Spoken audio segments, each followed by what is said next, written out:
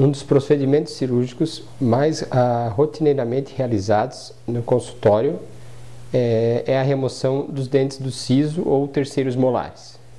Qual é a idade ideal para a remoção do siso?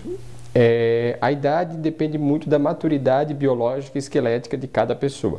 No entanto, a idade ideal é que quando o siso tenha 1/3 a 2/3 do seu desenvolvimento radicular completo. Por quê? Não com o desenvolvimento radicular todo completo, porque quando isso acontece, fica fácil de entendermos que um dente com uma estrutura maior dentro do osso apresenta maior dificuldade de remoção. No entanto, com 2/3 da raiz formada, a facilidade de sua remoção é bem maior. Em um exame radiográfico de rotina, num paciente de 7 anos e 10 meses, já podemos observar o início do desenvolvimento dos sisos, essa região. Mesmo ainda sem qualquer calcificação, a prematuridade no desenvolvimento dos terceiros molares é evidente. Um dos questionamentos por parte dos pacientes é por que esses dentes devem ser removidos? Por que antigamente não se falava tão frequentemente na remoção dos mesmos?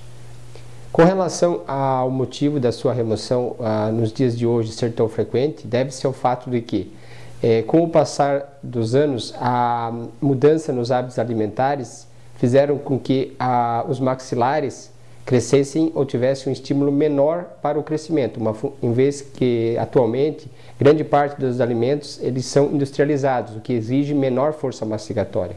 Isso faz com que a necessidade ou o estímulo ao desenvolvimento dos maxilares seja menor, restando menor espaço para que o terceiro molar possa aparecer na cavidade bucal, ou seja, erupcionar.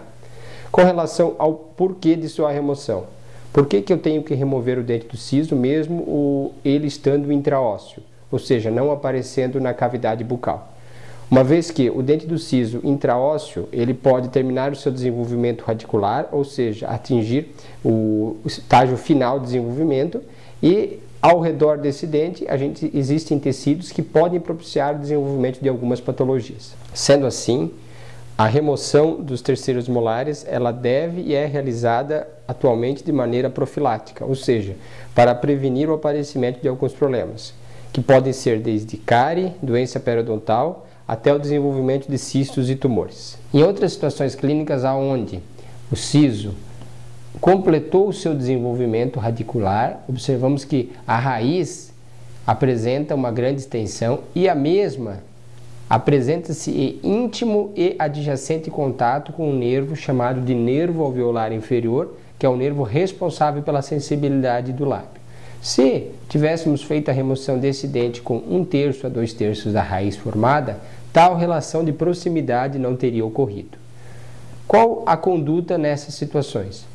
Então, para a prevenção da injúria ou a lesão a esse nervo, a qual pode ser reversível, temos adotado uma técnica chamada de coronectomia.